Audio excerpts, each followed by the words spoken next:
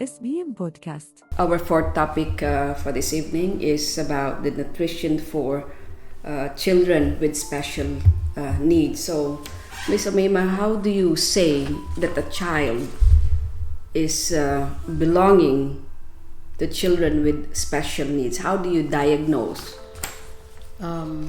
For the diagnosis, actually, the doctor will do the diagnosis, actually.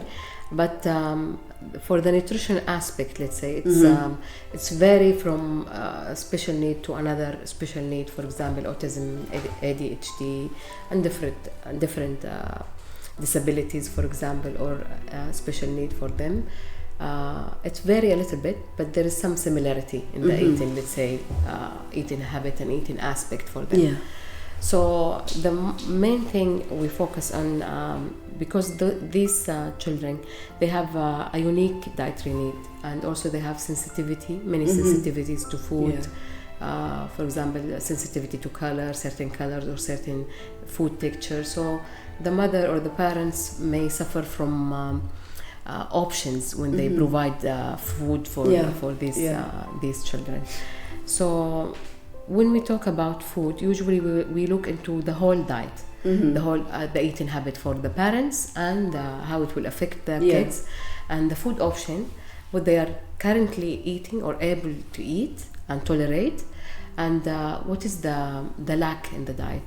So for example, if the kids, if the mother or the father or the parents mention that their kids eating only, for example, eggs and potato, so the lack here is all the vegetable group, all the fruit group, all the dairy, and of course, which give us calcium and other nutrient. So we need to find solution with the parents to provide this lacking element to the kids. So we find it difficult because this usually also these kids are picky. For example, we call it picky eater. Picky eater, Yeah. So they refuse, for example, to try a new food or a new stuff. So, the working with the parents is really important to overcome this issue. So I will explain this in Arabic. اليوم نتكلم عن الأطفال اللي عندهم احتياجات خاصة، زي مثلا أطفال التوحد أو الأطفال اللي عندهم فرط الحركة، والصعوبات اللي تواجه الأهل في التعامل معهم، بالذات من الناحية الغذائية. فكنا بنقول إنه المشاكل اللي تواجهنا أو تواجه الأهل مع أطفالهم هدول، إنه هم ممكن يكون عندهم حساسيتهم زايدة تجاه الأكل. مثلا ممكن يكون حساسية لألوان معينة من الأكل يرفضوها، أو إنهم ما يأكلوا غير أكل بلون معين، مثلا ما يأكلوا غير الأكل لونه أبيض، أو ما يأكلوا غير الأكل مثلا اللي يكون قوامه طري، أو الأكل اللي قوامه مقرمش. فغالبا يكون عندهم سمات معينة أو تفضيلات معينة في أكلهم، وأشياء معينة يرفضوها بشكل قاطع في أكلهم. فتلاقي هذا نوع من الصعوبات اللي تواجه الأهل، فيلجأوا لنا عشان نساعدهم إنه يحلوها. الصعوبات برضو من أشهر الصعوبات اللي تواجههم إنه يكونوا ما في تنوع في أكلهم. مثلا يركزوا يأكلوا على صنف أو صنفين أو مجموعة أو مجموعتين غذائية، والباقي يكون مهمل. مثلا تلاقي تيجي الأم تقول أنا طفلي يأكل بس بيض مع مثلا بطاطس مسلوقة فقط، ما يأكل ولا شيء تاني. مع كل الوجبات حيكون هذه هي الوجبة الأكل اللي يأكله. طب كده معناته ما في خضروات أبدا في أكله، ما في فواكه في الأكل، ما بياخد مثلا حليب، لبن، أجبان اللي بتدينا كالسيوم ومعادن ثانية. فتلاقي إحنا شغلنا نطالع في الأكل إنه كيف نساعد الأم تغطي كل الاحتياجات الغذائية لطفلها، بحيث إنه ينمو بشكل سليم ويستفيد بشكل صحي من الوجبات اللي بياخدها. فمن هنا نبدأ شغلنا طبعا مع الأهل، وبنساعدهم وبنحاول معهم لين نقدر إن شاء الله نساعد هدول الفئة من المجتمع. Okay. So this has been very challenging for parents, those who have ADHD or autism child. So especially you also mentioned that they are picky eaters, right? So once they are used to eating this specific kind of food, they want it every day. So how are you going to be able to introduce a new food to them? Introducing is really difficult. This is the issue. So usually if the mother try, let's say, to force her kids, he may refuse it or she may refuse it for good. So we need a convincing method. For example, we advise the mother just leave it on the plate. Usually they prefer to have their food separate. For example, even if they are eating, for example, eggs and a potato, let's say, or mashed potato, if the mother mix them together or put it beside each other in the plate, that kid may refuse to eat this meal, even if he prefer this food. So it's really difficult when dealing with these kids. So we ask the mother to have the divided plate, if you know the divided plate, and to have section for new food. And we ask the mother as well, don't force your kid to eat it. Just put it there in the plate. Just leave it there. Study found that if we leave it there, for example, 10 days up to 20 days, the kid may develop some curiosity about this food. So after 20 days, we ask the mother to just hand it to your kid, ask him to try. If he refuses, he will refuse. Usually he will refuse to eat it at the first time, so don't try to force it. He will refuse at the second time. Sometimes it will take also another 20 days. After that, he might try it. So it is really difficult and require patience from parents. Yes, from parents. Yeah, when we introduce a new food. Yeah. So this is really, we need coping mechanism. Also in the playing area, we advise the mother to leave a table for snack, for example, and also to keep it separate than the other snack he prefers. Just leave it there, so the eye will get used to this new food, for example. We advise the mother and the father, don't force the kid, just leave it there. He might develop curiosity, as I mentioned, and he will try it by himself, or after 20 days or even a month, you may introduce it to the kid. So he might try might it. or might not. Yes. So working with them, it's really need patience. Usually the most thing we find that the mother, she said he refused to eat for example vegetable, he refused to eat broccoli or whatever kind of vegetable. And when we ask the mother how many times you introduce it, she said once, twice. So no, this is not enough. It will take time, as I mentioned. 20 days. For example, if he'd eaten eggs in every meal, or he eaten 3 meals a day, and all 3 meals you introduce the new food, but without providing it to the kid. Just leave it there without even to give it to the kid to try it. Just leave it in the plate. He might take it, and after, for example, 1 week, he might take it after a month. But leave it there. Don't lose hope. That's really a good thing.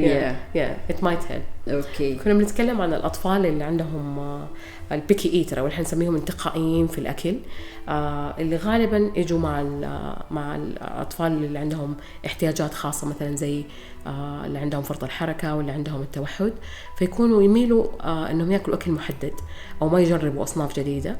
فكانت تسألني باي إذا أقدر كيف نساعدهم إنه ياخدوا صنف جديد أو نقدم لهم صنف جديد وما يرفضوا. فهو حسب الدراسات، لقوا الدراسات طبعا إنه لازم نقدم لهم الأكل أكثر من مرة، بس ما نجبرهم إنهم ياخدوا. فمثلا نقول للأم إنه لو مثلا بتحاولي تقنعيه ياخد نوع خضار جديد، بروكلي، جزر، أي نوع خضار جديد، فأنتي تحطيه في الصحن على جنب، ما تخلطيه مع باقي الأكل اللي هو أصلا ياخده. تخليه تجيبي له الصحن المقسم وتخليه في جنب قدام الطفل في ركن لحاله، وما حتى تعرضيه على الطفل أو تحاولي تقولي له كله، تسيبيه في الصحن فقط كده بعيد عن باقي الأكل. إحنا الدراسات تقول 20 يوم أو 20 مرة، وممكن الطفل يحاول إنه يجربها. بعد 20 يوم إذا ما جاله فضول إنه هو يجربها، ممكن تبدأ الأم أو الأب إن هم يعرضوا على الطفل هذا النوع، إنه تبدأ تقدمي له هو بالملعقة. إذا رفضوا عادي، ممكن يرفضوا مرة، 2، 3، 4، 10 ألين 20 يوم. بعد 20 يوم ممكن أو في خلال 20 يوم هذه إنه يجيله فضول إنه يجربها. إذا جربها ورفضها أبدا ما تجبريه. كل السر في إنه ما نجبرهم إنهم يأخذوه، لازم هم يقتنعوا إنهم يجربوه بالتحفيز، بالمكافآت، بالتعشيم، يعني بالهدايا، بكذا طريقة. تحاول الأم تحفز طفلها، بس أهم شيء إنها ما تجبره عشان ما يرفضوا أو يرفض حتى الأصناف اللي هو يكون أصلا بياخدها. فالموضوع يحتاج صبر وطولة بال. لما يجونا مثلا في العيادة الأمهات تقول مثلا طفلي أبدا ما يحب الخضار، نسألها كم مرة جربتي طيب أو الخضار عشان تقدمي له؟ تقول مرة مرتين، خلاص هو ما يحب الملوخية أو ما يحب مثلا البامية، ما يحب البروكلي، ما يحب طب أنت ما جربتي غير مرتين ثلاثة، ما تقدري تحكمي، لأن هم زي ما قلنا انتقائيين. فعشان يتعودوا على هذا الصنف أو يدخلوه يحتاجوا وقت طويل عشان يتعودوا عليه، يحتاجوا يتبرمجوا على إنه هذا صنف جديد لازم أنا أجربه أو ممكن أجربه. برضو من النصائح اللي نقول لهم هي لو هو يلعب في مكان معين، انت عندك طاولة تحطي عليها السناك اللي هو ياخده، نقول لها حطي له برضو الصنف اللي تبي ياخده في طبق لحال جنب الأكل اللي هو ياخده كسناك، وبرضو ما تعرضي عليه ولا تجبري عليه، لأن هو يبدأ يجيله فضول مع الوقت. لما نشوف كل يوم موجود كل يوم موجود فيبدأ يجيله فضول إنه هو يجرب. فممكن تلاقي إنه أنت جربتيه مع أكثر نوع خضار بدأ ياخد نوعين منها ويرفض ثلاثة. ممكن جربتيه مع فواكه مثلا مقطعة أو فواكه مجففة أو أصناف خلينا نقول معينة، وتلاقي إنه هو تقبل صنف واحد ورفض الباقي. ما في مشكلة، هذا improvement يعني تحسن. فالتعامل معهم يحتاج صبر ويحتاج طولة بال ويحتاج تكنيك يعني من الأم، إنه أهم شيء ما يكون في إجبار، ما في تهديد، ما تخوفيه من الأكل، لأنه ممكن يعني يرفضوه بشكل قاطع، وكمان زي ما قلنا يرفض حتى الأغذية اللي يكون هو يتقبلها أصلا. Okay.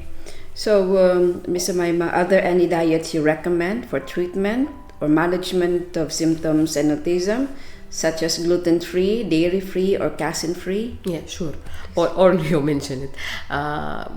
These are the top 3 we recommend for those patients.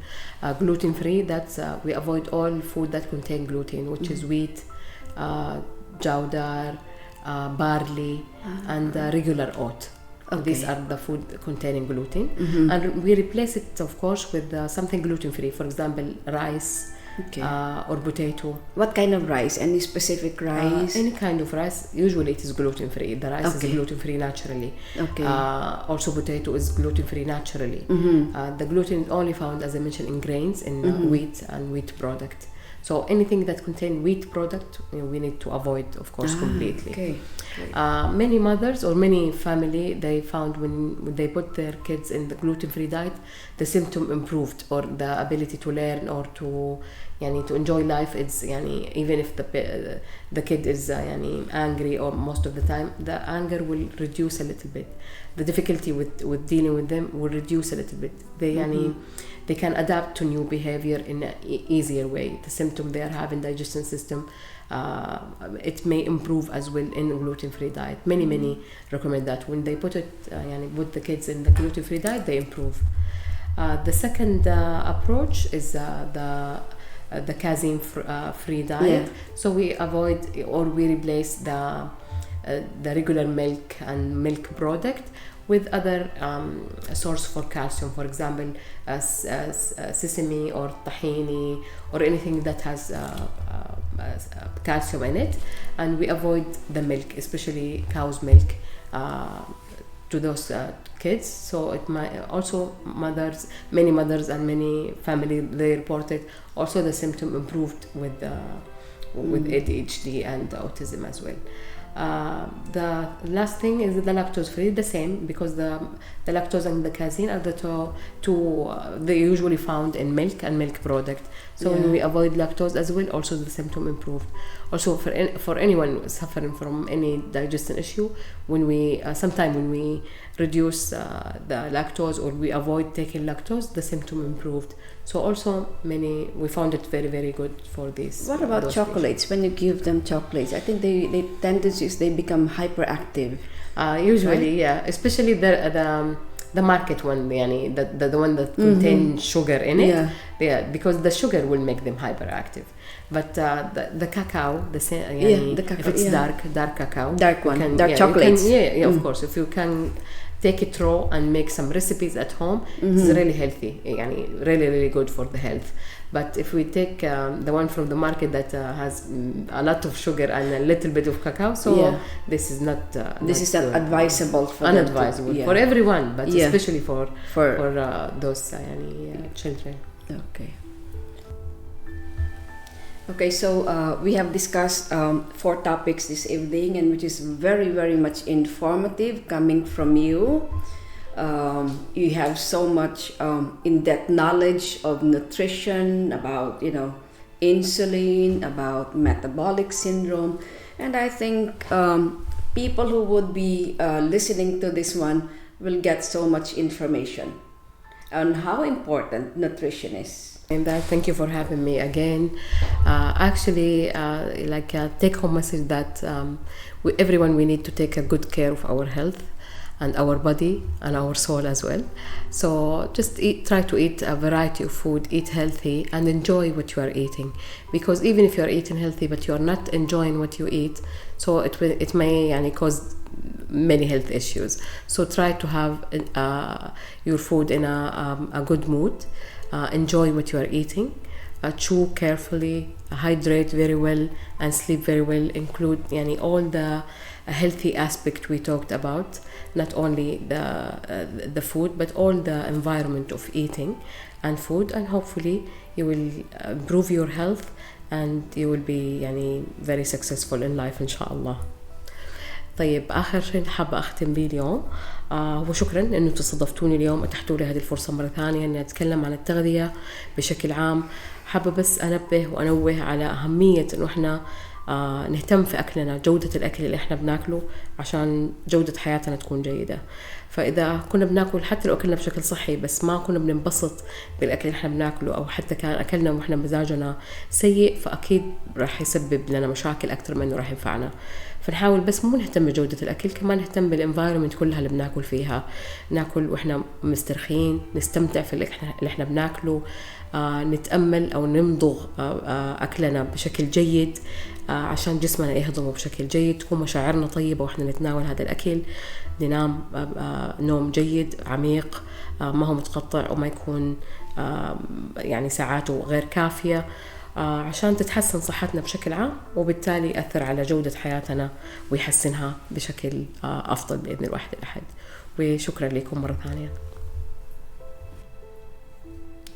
Thank you so much, Miss Amima, for all the information you have given us, and hoping that in the future we will be able to sit together again and discuss on certain topics, and which will be more detailed.